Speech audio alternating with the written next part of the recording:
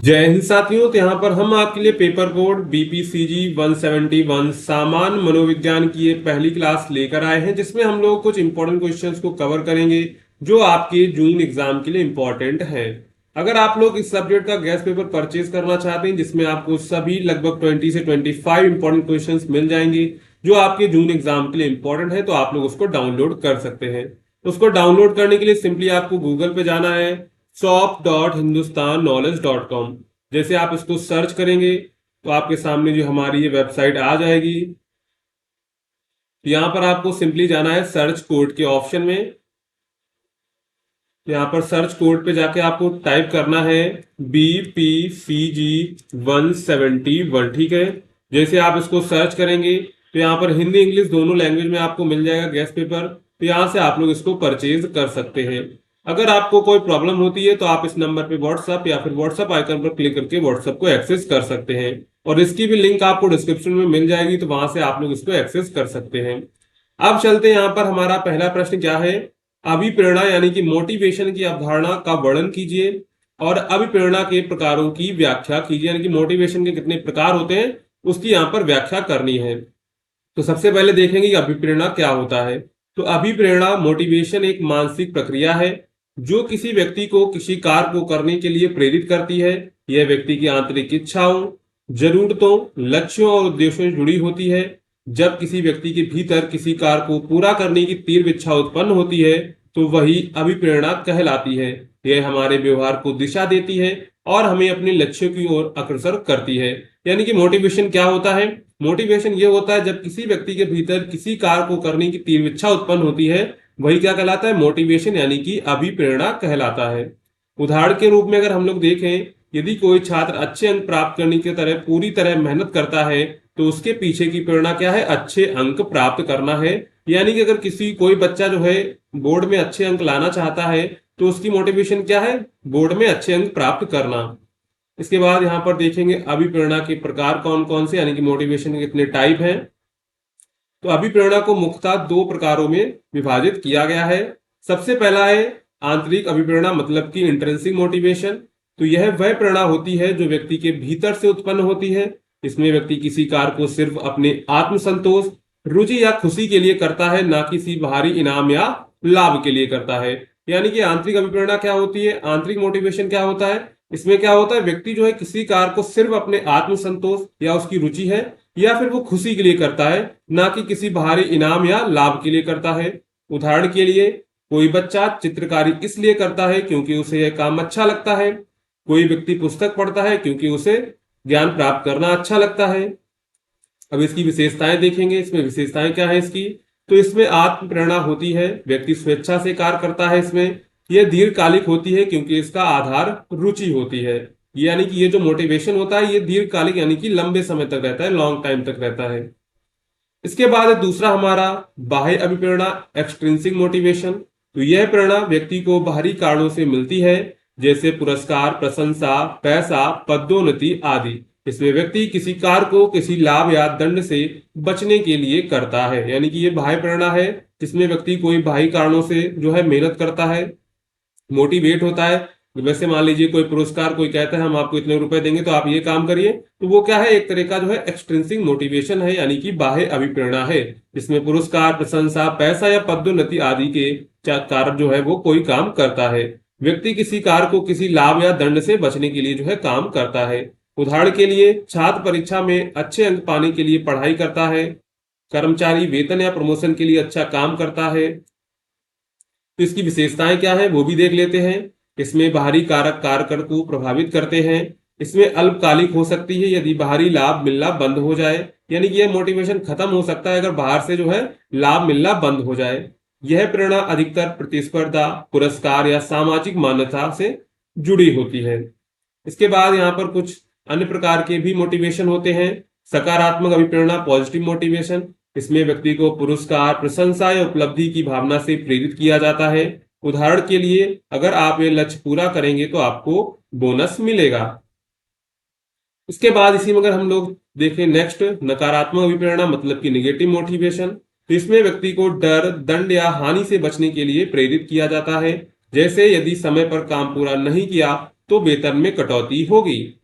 उसके बाद यहाँ पर हम लोग इसका निष्कर्ष दे देंगे, आंसर हमारा समाप्त हो जाएगा। अभिप्रेरणा किसी भी व्यक्ति के जीवन में सफलता की कुंजी होती है। यह हमारे कार्यों को दिशा देती है, हमें लक्ष्य तक पहुंचाने की शक्ति प्रदान करती है, चाहे वह आंतरिक हो या बाहरी हो, सकारात्मक हो या नकारात्मक। अभिप्रेरणा के बिना कोई भी व्यक्ति अपने जीवन में प्रगति नहीं कर सकता। सही दिशा में प्रेरित व्यक्ति कठिन से कठिन कार्य को भी पूरे उत्साह से कर सकता है। यानी कि अगर कोई व्यक्ति जो है सही दिशा में प्रेरित है तो वो कठिन से कठिन कार्य भी जो है पूरे उत्साह से कंप्लीट कर सकता है। ठीक है, इसके बाद यहां पर हमारा दूसरा प्रश्न है। दूसरा प्रश्न क्या कह रहा है, व्यक्तित्व के शील गुण सिद्धांत का जो है वर्णन कीजिए। तो व्यक्तित्व मनुष्य के स्वभाव, सोच, व्यवहार और भावनाओं का एक स्थायी स्वरूप होता है। व्यक्तित्व क्या होता है, किसी मनुष्य का स्वभाव कैसा है, सोच, व्यवहार और भावनाएं मिलकर जो है किसी एक मनुष्य का व्यक्तित्व बनाती है। हर व्यक्ति की सोचने, महसूस करने और कार्य करने की अपनी अपनी अलग शैली होती है, जिसे हम व्यक्तित्व कहते हैं। शील गुण सिद्धांत मतलब कि ट्रेड थ्योरी व्यक्तित्व को समझने और मापने का एक महत्वपूर्ण तरीका है। तो सबसे पहले देखेंगे शील गुण का अर्थ क्या है। तो शील गुण मतलब कि ट्रेड का अर्थ होता है किसी व्यक्ति में पाई जाने वाली स्थायी विशेषताएं या गुण, यानी किसी व्यक्ति में जो है पाई जाने वाली स्थायी यानी कि हमेशा जो रहने वाली विशेषताएं हैं या गुण हैं। जैसे कि कोई व्यक्ति हमेशा ईमानदार होता है, कोई मिलनसार होता है, कोई चिड़चिड़ा होता है, कोई सहनशील होता है।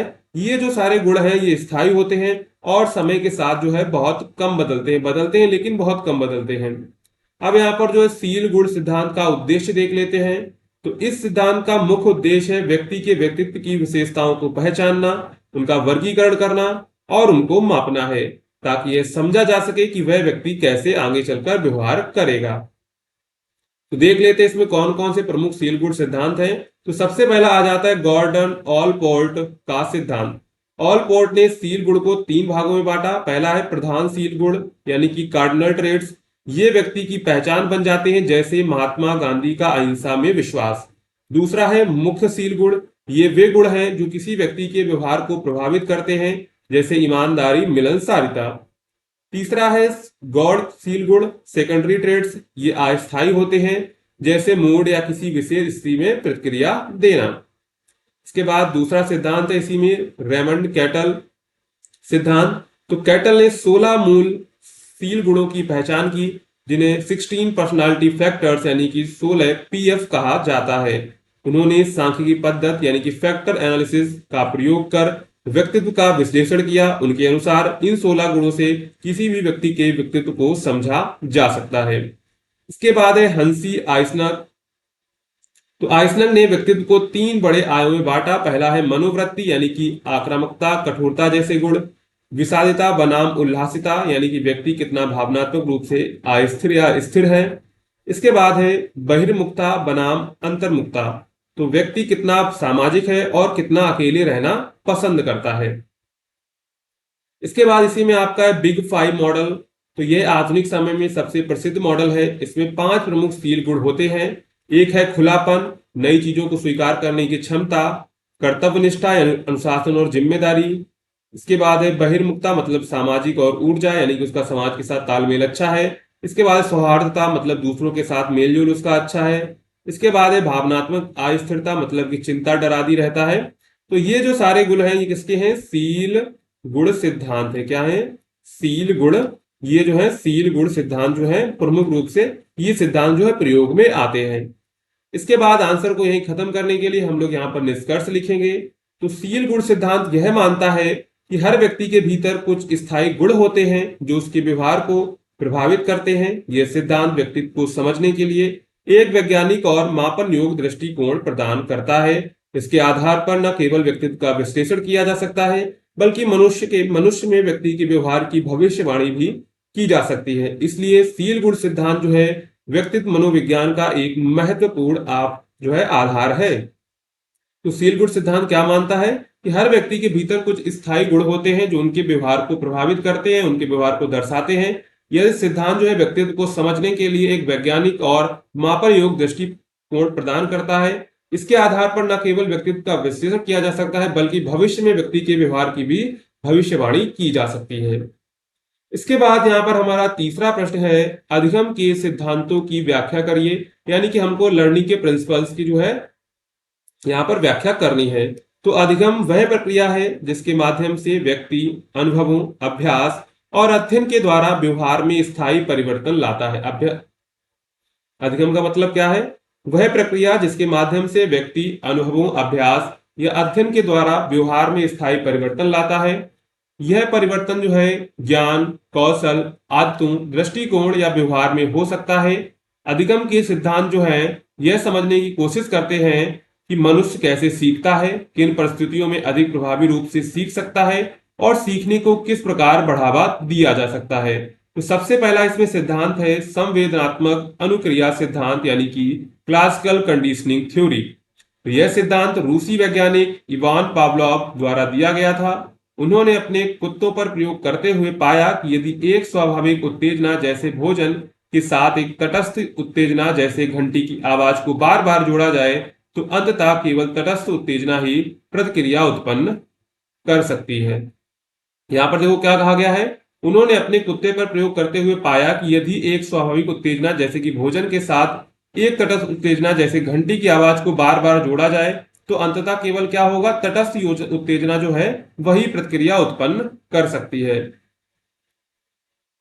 उदाहरण के लिए यदि घंटी बजाकर रोज भोजन दिया जाए तो कुछ समय बाद केवल घंटी बजाने से ही कुत्ता लार छोड़ने लगेगा।